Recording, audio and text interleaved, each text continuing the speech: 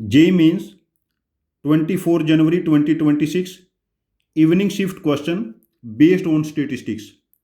Let set X is a set containing first 19 natural numbers, and for some AB belongs to real numbers, Y equal to AX plus B, where X is an element from set X. X can be any number from first 19 natural numbers. If mean and variance of the elements of set Y are mean is 30 and variance is 750 respectively, then sum of all possible values of B.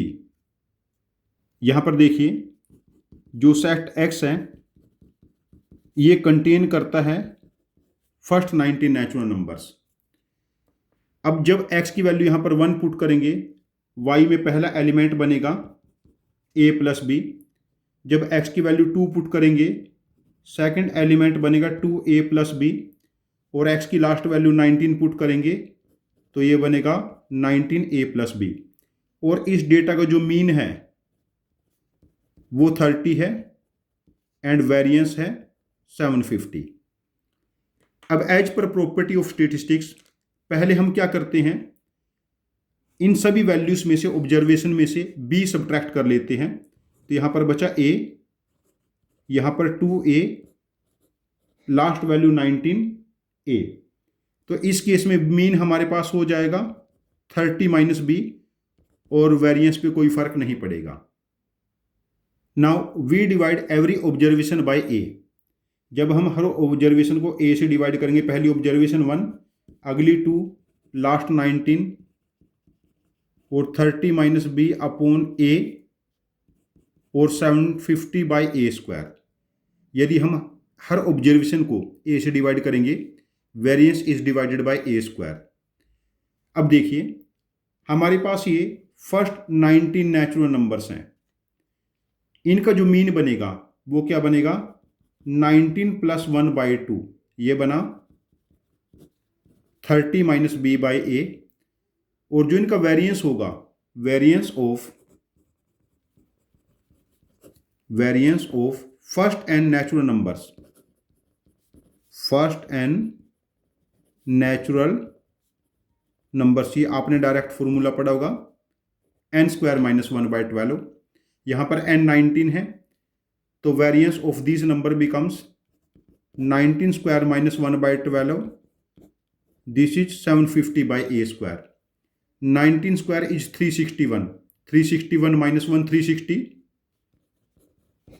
Upon 12, 750 plus A square, ये value हमारे पास 30 हो जाएगी, ये इससे cancel, तो A square becomes 25। तो A की दो वैल्यू बनेगी 5 एंड माइनस 5। अब यहां से देखिए 19 प्लस 1 बाई 2 10 हो गया, तो हम कह सकते हैं 19A equal to 30 minus B और B is 13 minus 19A, 13 minus 19A। जब A को 5 पुट करेंगे तो B बिकम्स 30 माइनस 95, और A को माइनस 5 पुट करेंगे, B 30 plus 95। Now sum of all possible values of B, इन दोनों वैल्यूज का सम हमारे पास हो जाएगा 60। इस क्वेश्चन का आंसर मार्क करेंगे, आंसर ऑप्शन 4 दैट इज 60।